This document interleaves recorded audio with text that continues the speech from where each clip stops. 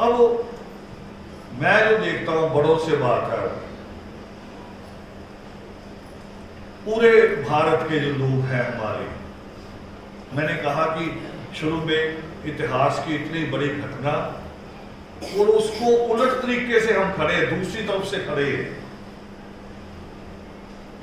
हमने महामुनि शंभू को याद नहीं किया, सुबह उठते राम राम कहा जिसने महामुनि शंभू की गर्दन काटी। यानी हम किस तरफ खड़े हैं?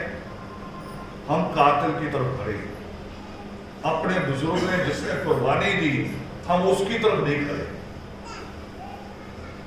हम वहां नहीं खड़े और उसको बदलने की कोशिश की।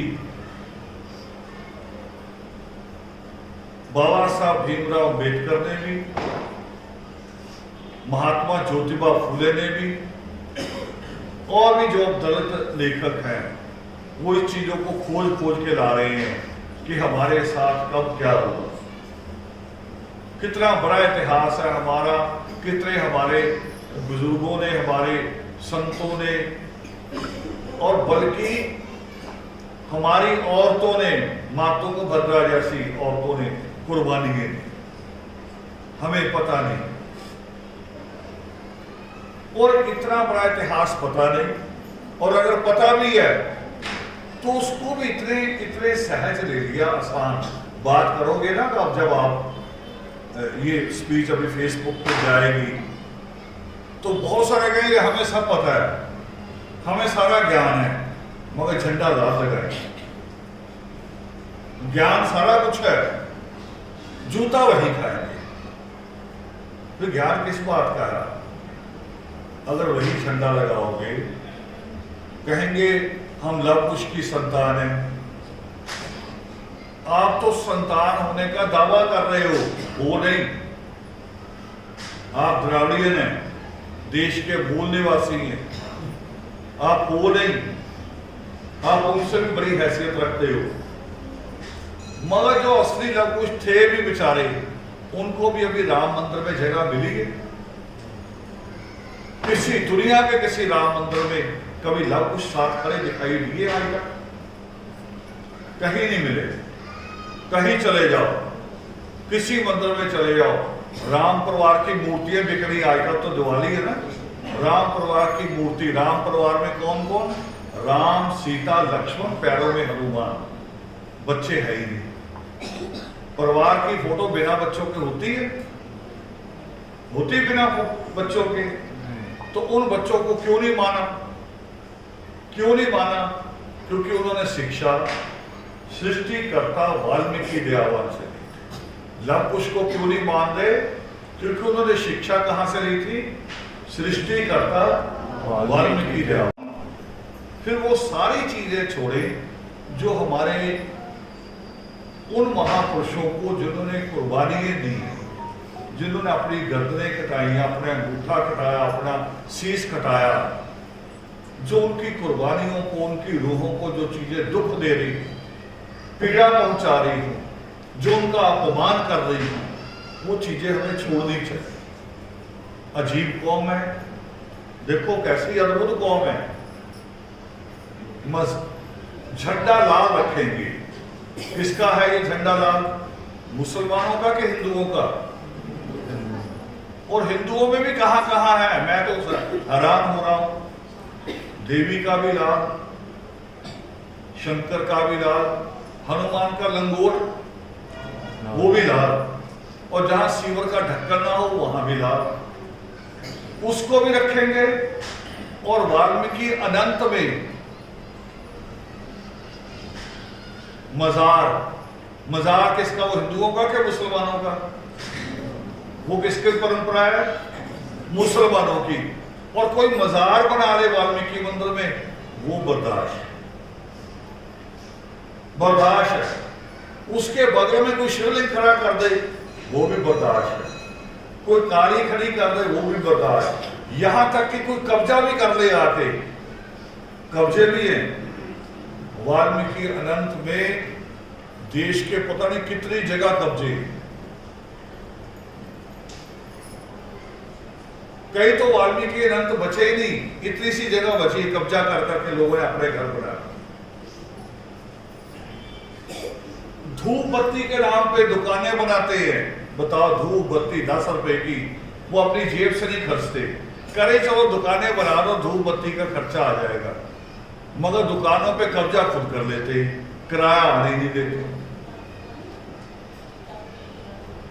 मजार बन जाए बर्दाश्त, वहां पंडित आके बैठ के कब्जा कर ले बर्दाश्त।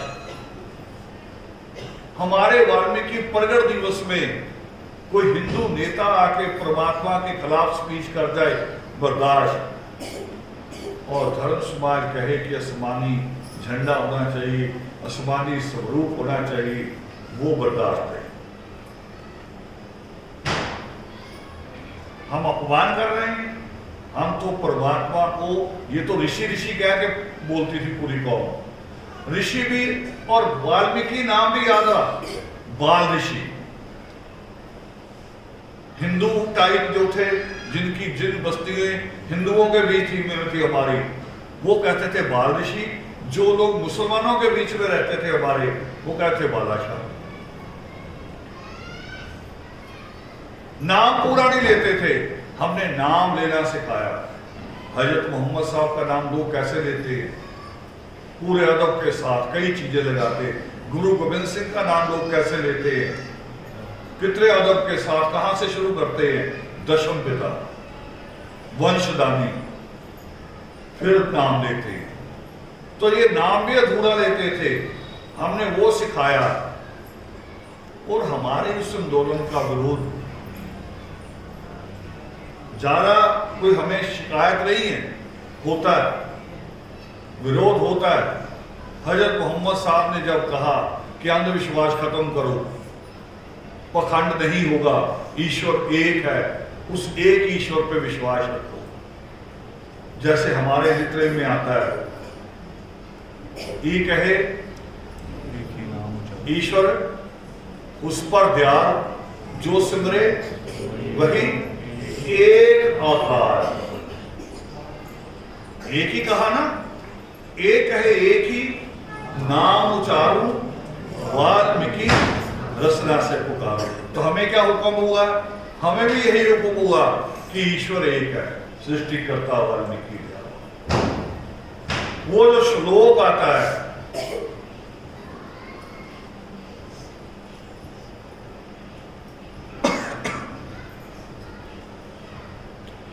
कहे थल जल स्वामी जी, कौन सा तुम्हारा धाम। देखो अगली लाइन क्या आएगी, अगली लाइन आती है कि वह ही मार्ग, वह ही लक्ष्य है, एक बार वही नहीं है शब्द, वह ही, वो अलग ही अलग, वह ही मार्ग, वह ही लक्ष्य है, एक वाल्मीकि है। कौन सा वह है, वो केवल वाल्मीकि नाम का वह नहीं है, वही नहीं है जिसको आप मुक्ति माला में पढ़ते हो कि वह अक्षर का वास है, वही नहीं है। वो वाहे गुरु वाला वह भी वही है, यहोवा में जो वह है वो भी वही है, जो बल्ला में वह है वो भी वही है। ईश्वर एक है, उसका पैगाम देने वाले, उसका संदेश बांटने वाले, उसकी शिक्षाओं का प्रसार करने वाले हजारों हो सकते हैं, मगर ईश्वर एक है। हमारा विश्वास उस एक पे है। और कौम हमारी क्या कहेगी, कह गई चलो कोई नहीं, सारे एक को जान दो यार, अगर एक ही है तो एक में से सबको ढूंढ लो, तो सबको इकट्ठा करने की क्या जरूरत, उसी में मिल जाएगा सब कुछ, वहीं से खोजो। और जो खोजना चाहते हो वो मिला नहीं है।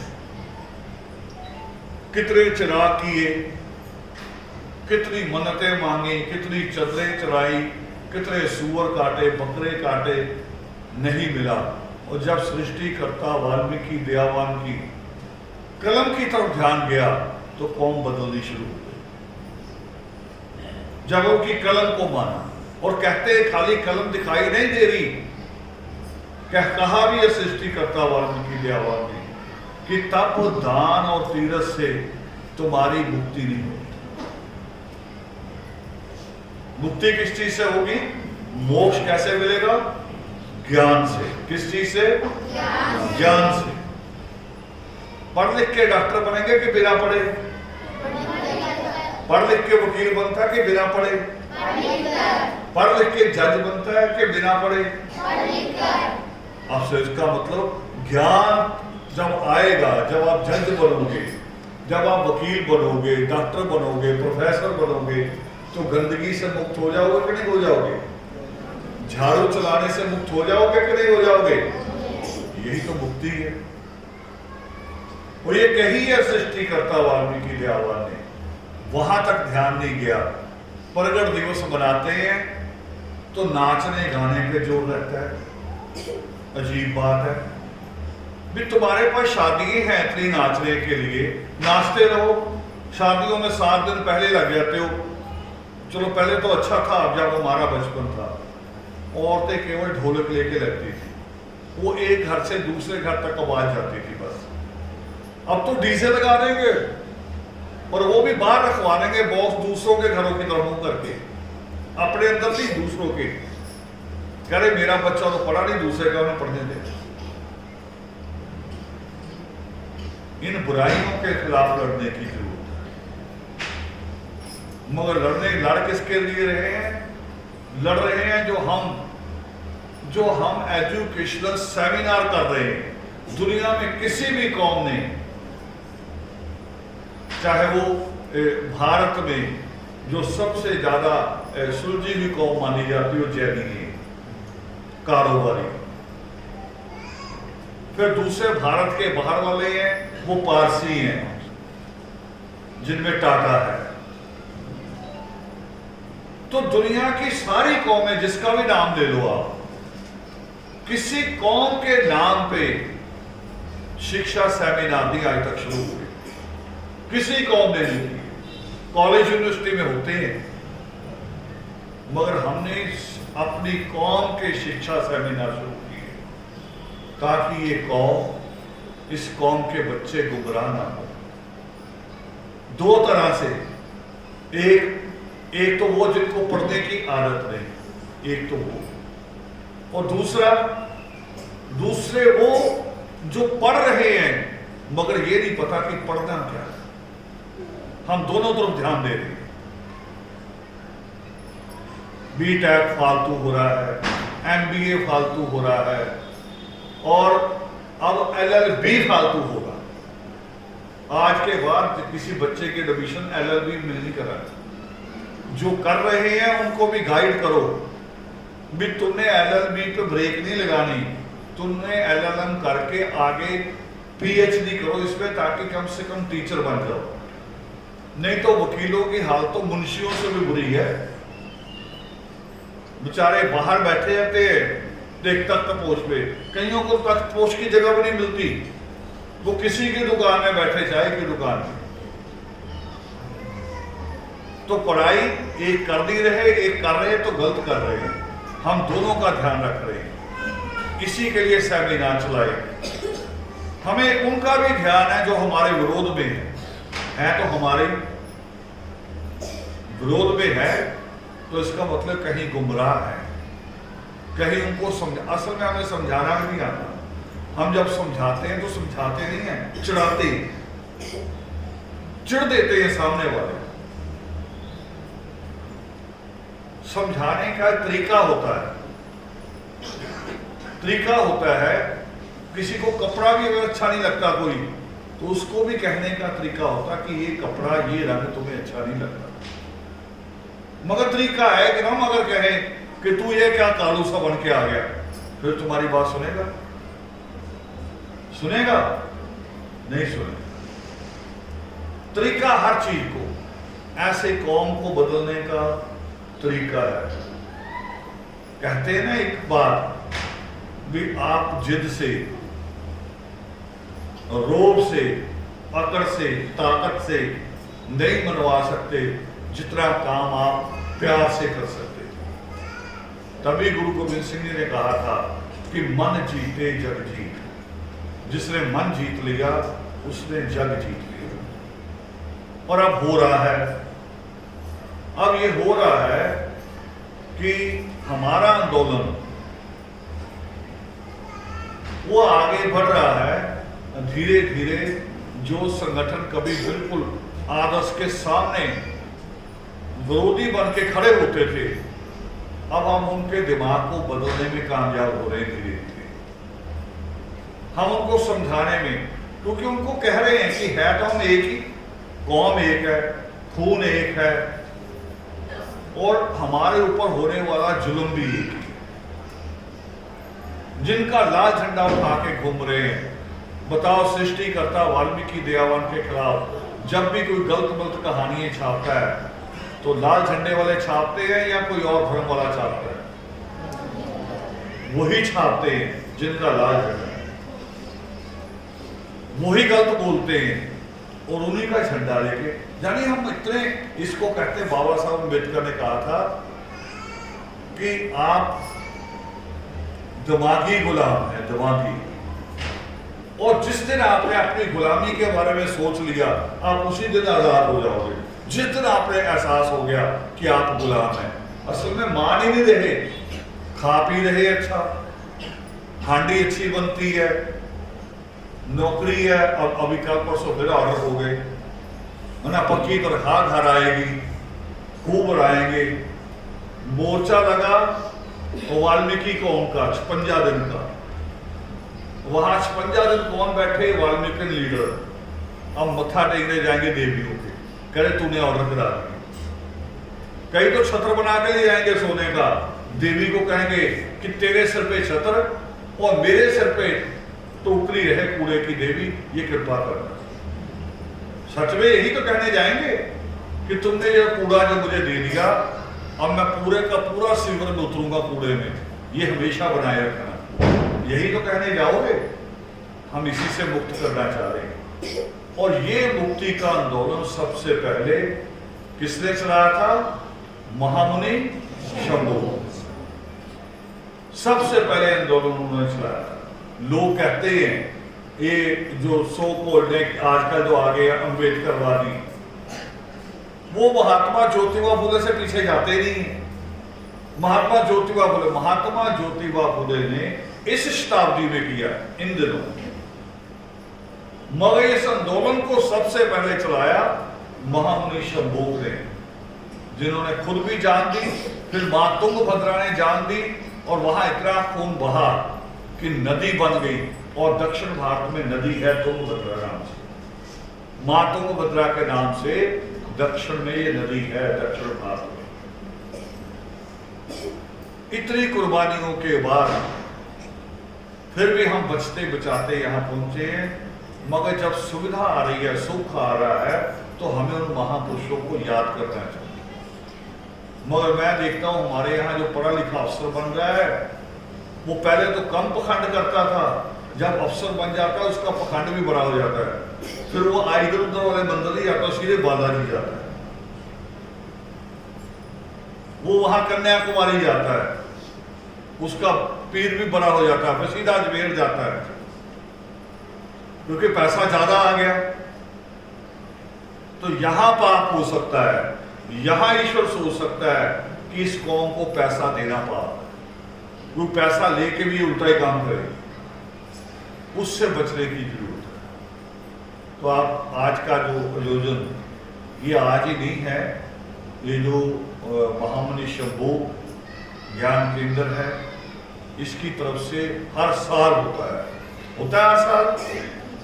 हर साल होता है, और पूरा साल क्लास भी चलती है बच्चों की। और यही नहीं होता, 14 अप्रैल भी होता है, और भी कई दिन मनाए जाते। जितने भी आते हैं हमारे प्रगट दिवस से लेके बाबा साहब अम्बेडकर के शहादत तक सारे दिन मनाए जाते हैं, कुछ छोटे लेवल पे, कुछ बड़े लेवल पे। तो ये अगर प्रयास कर सकते हैं, ये कुछ परिवारों का प्रयास है, कुछ परिवारों का 2-4 अपनी जेब से टीचरों को खर्चा दे रहे हैं। अगर 2-3 परिवार ये कर सकते हैं तो पूरी कौम क्या कर सकती है? इस कौम में ऐसे लोग भी हैं, आप तो अपनी तनख्वाह हाथ में लेके गिनते हैं ना कितने पैसे, ऐसे लोग भी हैं इस कौम में कुछ कुछ जो टेबल पे ऐसे पैसे रख के गिनते हैं, बस ऐसे बराबर बराबर रख के करे, नहीं ये भी लाख पूरा, ये भी लाख है, ये भी लाख है, ये भी लाख। इतना पैसा आता हर महीने उनके पास, मगर नीयत खराब है। और लाल झंडे की तरफ वही खड़े क्यों खड़े, उसका भी एक कारण है। वो कह रहे आसमानी वाले तो लोगों को शिक्षित कर रहे हैं, और जिस दिन कौम पढ़ लिख जाएगी तो सूदखोरों के नीचे रहेगी। बताओ, सूदखोरों के नीचे रहेगी? नहीं रहेगी, मुक्त हो जाएगी। सबको अपनी अपनी चिंता है, बाबों को भी चिंता है।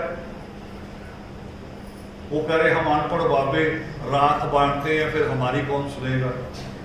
सूदखोरों को भी चिंता है अपनी अपनी, मगर उनकी चिंता बनी रहे। हमारी चिंता हमारी पूरी कौम, हमारी चिंता हमारी पूरी कौम है।